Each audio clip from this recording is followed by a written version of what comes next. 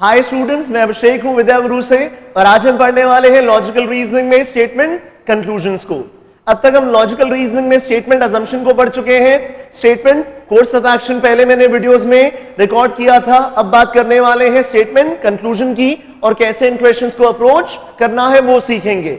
अगर आपको ये वीडियो अच्छा लगता है तो इसे लाइक करें, सब्सक्राइब करें, शेयर करें। आप लाइक करते हैं, सब्सक्राइब करते हैं, हमें मोटिवेशन मिलता है कि हम आपके सामने और ऐसे वीडियोस लेके आए। चलिए क्वेश्चंस को अप्रोच करना शुरू करते हैं। स्टेटमेंट कंक्लूजन क्वेश्चंस का बेसिक फंडा क्या है? बेसिक फंडा यह है कि स्टेटमेंट में आपके पास डेटा है। स्टूडेंट, स्टेटमेंट में आपके पास इंफॉर्मेशन है। ये इंफॉर्मेशन, ये डेटा, ये जो सूचना आपको दी गई है, उस सूचना को, उस इंफॉर्मेशन को आप प्रोसेस करेंगे और उसको प्रोसेस करने के बाद डिसाइड करेंगे कि कौन सा कंक्लूजन वैलिड है, कौन सा कंक्लूजन वैलिड नहीं है। खुद सोचिए, हम डेटा क्यों गैदर करते हैं, हम इंफॉर्मेशन क्यों गैदर करते हैं? क्योंकि उस इंफॉर्मेशन के बेसिस पे हम क्या करते हैं, कंक्लूजन ड्रॉ करते हैं। कौन सा कंक्लूजन वैलिड होगा, कौन सा कंक्लूजन ड्रॉ किया जा सकता है, कौन सा कंक्लूजन ड्रॉ नहीं किया जा सकता, ये आपको सोचना होगा। तो बेसिकली स्टेटमेंट में जो इंफॉर्मेशन है उसका पूरा यूज करना है। लेकिन इंपॉर्टेंट चीज क्या है? लेकिन इंपॉर्टेंट चीज है एक्सटर्नल इंफॉर्मेशन इनकॉर्पोरेट नहीं करनी। बाहर से इंफॉर्मेशन, बाहर से डेटा आप नहीं जोड़ेंगे। अपनी जनरल नॉलेज को, एक्सटर्नल डेटा को आप नहीं जोड़ेंगे। आप सिर्फ उसी डेटा पे काम करेंगे, आप सिर्फ उसी डेटा को प्रोसेस करेंगे जो आपको स्टेटमेंट में गिवन है। तो स्टेटमेंट में डेटा है, इंफॉर्मेशन है। चलिए पढ़ते हैं और क्वेश्चन को अटेम्प्ट करना सीखते हैं। स्टेटमेंट कह रही है कि free and fair elections have taken place in our country. हमारे कंट्री में फ्री एंड फेयर इलेक्शंस हुए हैं। इसका मतलब क्या है? इसका मतलब स्टूडेंट्स ये है कि हमारे कंट्री में डेमोक्रेसी है। फ्री एंड फेयर इलेक्शंस का मतलब ही डेमोक्रेसी होता है। ये इंफॉर्मेशन को एनालाइज करने पे मुझे पता चल रहा है कि हमारे कंट्री में डेमोक्रेसी है। आगे स्टेटमेंट कह रही है कि टेररिस्ट जो है इन इलेक्शंस को रोक नहीं पाए। टेररिस्ट, इसका मतलब इन इलेक्शंस को रोकना चाहते थे लेकिन रोक नहीं पाए। आगे स्टेटमेंट कह रही है कि गवर्नमेंट की इस बात पे तारीफ की जानी चाहिए, गवर्नमेंट की प्रेज की जानी चाहिए, गवर्नमेंट को कॉम्प्लीमेंट कीजिए क्योंकि गवर्नमेंट इन टेररिस्ट को रोक पाई फ्री एंड फेयर इलेक्शंस को नुकसान पहुंचाने से। अब जो इंफॉर्मेशन है उसके बेसिस पे देखते हैं कौन सा कंक्लूजन वैलिड होगा, कौन सा कंक्लूजन हम ड्रॉ कर सकते हैं। पर ये जरा पहला conclusion, there is democracy in the country although terrorists are against it. क्या कंट्री में डेमोक्रेसी है? हां, ये कंक्लूजन बिल्कुल निकल रहा है क्योंकि कहा गया है फ्री एंड फेयर इलेक्शंस हुए हैं। Free and fair elections have already taken place. इसका मतलब कंट्री में डेमोक्रेसी है। और हमने देखा था कि टेररिस्ट ये इलेक्शंस रोकना चाहते थे लेकिन रोक नहीं पाए। तो इसका मतलब टेररिस्ट जो है वो इस डेमोक्रेटिक प्रोसेस के अगेंस्ट थे, वो डेमोक्रेसी के अगेंस्ट थे। तो पहला कंक्लूजन बिल्कुल सही है जो कह रहा है हां भाई डेमोक्रेसी है लेकिन टेररिस्ट इस डेमोक्रेसी के अगेंस्ट हैं, क्योंकि हमने देखा था टेररिस्ट ये इलेक्शंस रोकना चाह रहे थे। पहला कंक्लूजन वैलिड है।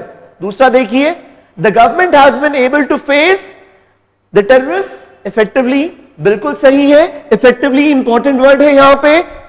गवर्नमेंट को इफेक्टिवली टेररिस्ट को फेस करने का फिर जो प्रेज मिला है, जो कॉम्प्लीमेंट मिला है। पर ये जरा स्टेटमेंट, कॉम्प्लीमेंट क्यों करें हम गवर्नमेंट को? क्योंकि गवर्नमेंट ने इन टेररिस्ट को इफेक्टिवली फेस किया है। टेररिस्ट इलेक्शंस रोकना चाहते थे लेकिन वो रोक नहीं पाए, अपने इरादों में कामयाब नहीं हुए। गवर्नमेंट की इस बात के लिए तारीफ की जानी चाहिए। इसका मतलब गवर्नमेंट ने अपना काम अच्छे से किया है। गवर्नमेंट ने इन टेररिस्ट को अच्छे से फेस किया है, इनकी प्रॉब्लम को अच्छे से डील किया है, ठीक तरह से इन टेररिस्ट का मुकाबला कर पाई है, इफेक्टिवली इन टेररिस्ट का मुकाबला कर पाई है। तभी स्टेटमेंट कह रही थी इनकी तारीफ कीजिए, गवर्नमेंट की तारीफ कीजिए।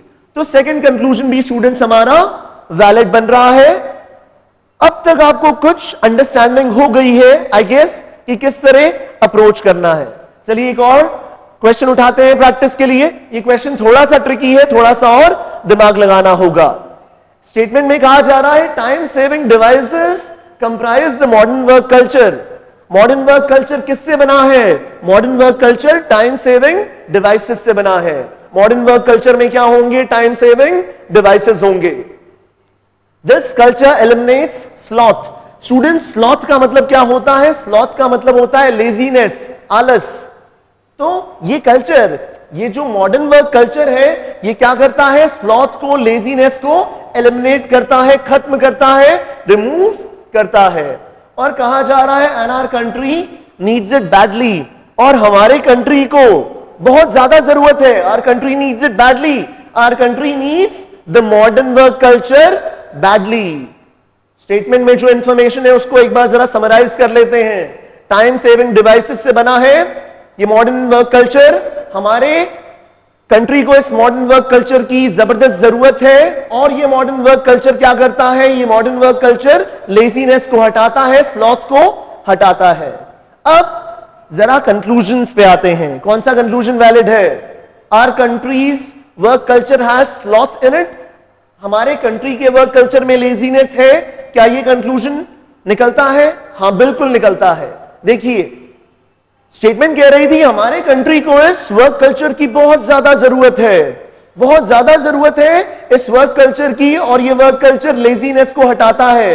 इसका मतलब शायद हमारे कल्चर में, हमारे कंट्री के वर्क कल्चर में लेजीनेस है, हमारे कंट्री के वर्क कल्चर में लेजीनेस है, और जब ये न्यू वर्क कल्चर आएगा तो हमारे कंट्री की लेजीनेस हटेगी।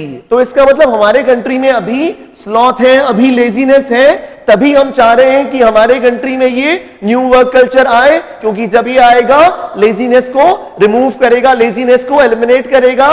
और इसका मतलब हमारे यहां अभी लेजीनेस है, स्लॉथ है। तो पहला कंक्लूजन वैलिड है।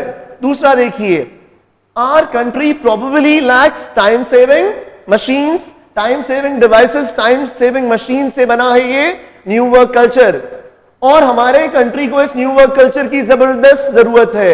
इसका मतलब शायद हमारे कंट्री में अभी ये टाइम सेविंग मशीन्स नहीं है, हमारी कंट्री में टाइम सेविंग मशीन शायद अभी इस वक्त नहीं है, तभी हम चाह रहे हैं, that is why we desire कि ये न्यू वर्क कल्चर आ जाए और साथ में अपने टाइम सेविंग मशीन्स ले आए। तो शायद इस वक्त अभी हमारे कंट्री में टाइम सेविंग मशीन्स नहीं है, और ये मॉडर्न वर्क कल्चर जब आएगा अपने साथ ये मशीन्स लेके आएगा।